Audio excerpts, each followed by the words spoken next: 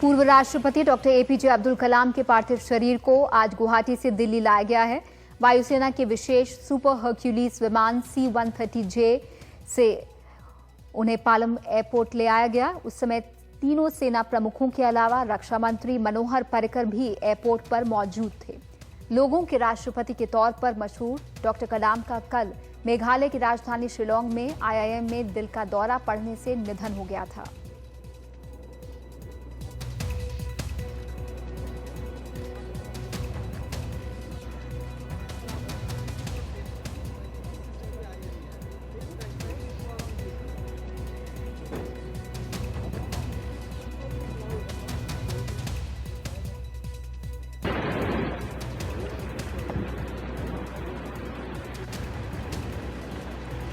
ये तस्वीरें पालम एयरपोर्ट की हैं, जहां पर कुछ देर पहले राष्ट्रपति प्रणब मुखर्जी भी श्रद्धांजलि देने के लिए पहुंचे।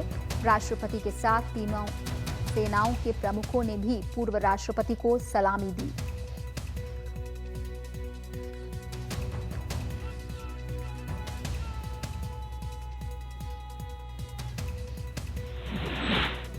पालम एयरपोर्ट पर पूर्व राष्ट्रपति को श्रद्धांजलि देने प्रधानमंत्री नरेंद्र मोदी भी पहुंचे। वहां उन्होंने डॉक्टर कलाम के पार्थिव शरीर पर फूल चढ़ाए। यहां पहुंचने से पहले प्रधानमंत्री ने ट्वीट कर कहा कि डॉक्टर कलाम पहले राष्ट्र रत्न थे, बाद में राष्ट्रपति थे।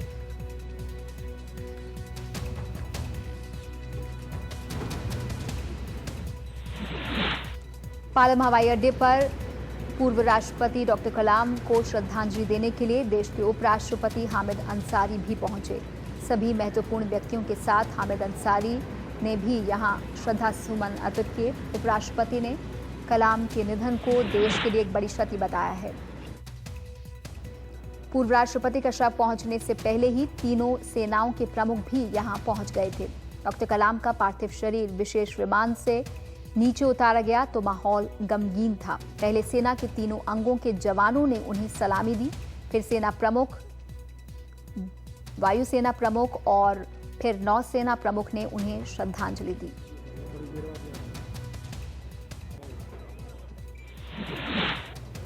दिल्ली में डॉक्टर कलाम के पार्थिव शरीर को 10 राजाजी मार्ग में स्थित उनके आवास पर रखने के बाद उनके पैतृक गांव रामेश्वरम ले जाया जाएगा, जहां उनका अंतिम संस्कार होना है।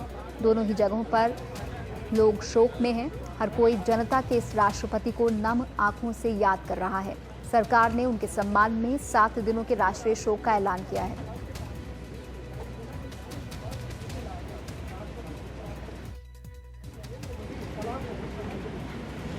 तो ये पालम एयरपोर्ट से तस्वीरें आप देख रहे हैं, जहां पर श्रद्धा सुमन अर्पित करने के बाद, श्रद्धांजलि दिए जाने के बाद अब डॉक्टर कलाम के पार्थिव शरीर को एक विशेष वाहन में रखकर उनके सरकारी आवास रहे 10 राजाजी मार्ग ले जाया जा रहा है। Yes, he started speaking, sir. Within 10 minutes, before entering into the subject, what happened? A lot of students were there. Oh, it is IIM. So he started telling, so I know a lot of the students, and I really am happy. And that time he became emotional. Sir, thank you, sir. Thank you. ये है वो विशेष वाहन जिसे खास तौर पर doctor कलाम के लिए तैयार किया गया है। उनके पार्थिव शरीर को इसमें रखकर 10 राजाजी मार्ग ले जाया जाएगा और इस बात की उम्मीद है कि रास्ते में आम लोग उनके अंतिम दर्शन के लिए खड़े हो सकते हैं। आम लोग दोपहर 4 बजे के बाद उनके सरकारी आवास 10 राजाजी मार्ग पर जाकर उनके अंतिम दर्शन कर सकते हैं। वहां पर भी इसके लिए तैयारियां की गई हैं।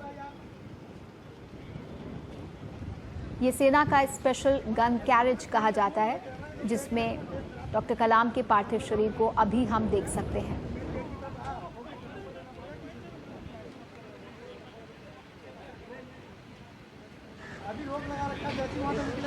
बतौर राष्ट्रपति डॉक्टर कलाम 2002 से 2007 तक तीनों सेनाओं के सुप्रीम कमांडर रहे हैं। उन्हें तीनों सेनाओं की तरफ से, तीनों सेना प्रमुखों की तरफ से सलामी दी गई है। राष्ट्रपति की तरफ से भी श्रद्धांजलि सलामी दी गई है और उसके बाद इस विशेष वाहन में, जिसमें थल सेना, नौसेना और वायुसेना के लोग हम देख सकते हैं, उनके प्रतिनिधित्व करता हुआ एक दल यहाँ इस वाहन को राजाजी मार्ग ले जाएगा।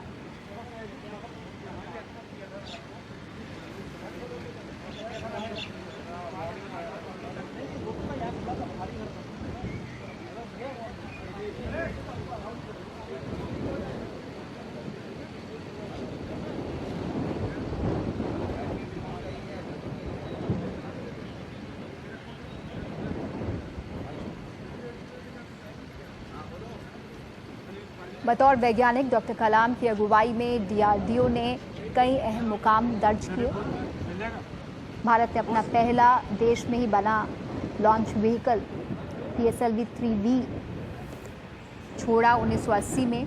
इसके बाद एक के बाद एक उनकी निगरानी में मिसाइल कार्यक्रमों को आगे बढ़ाया गया। उनकी विकसित अग्नि और पृथ्वी बैलिस्टिक मिसाइलों से देश की सुरक्षा को और मजबूती मिली।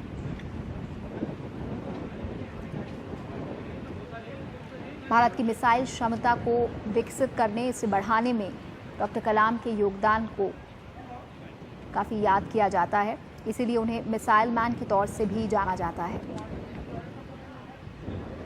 98 में जो भारत ने पहला परमाणु परीक्षण किया पोखरण में, वो भी उनकी देखरेख में, उनकी निगरानी में हुआ।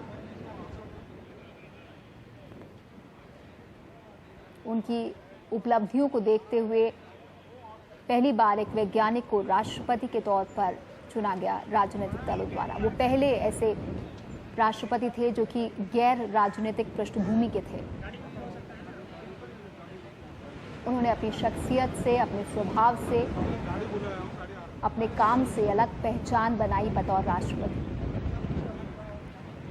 और इसी का सबूत है कि आज इतने चाव से उन्हें याद किया जा रहा है।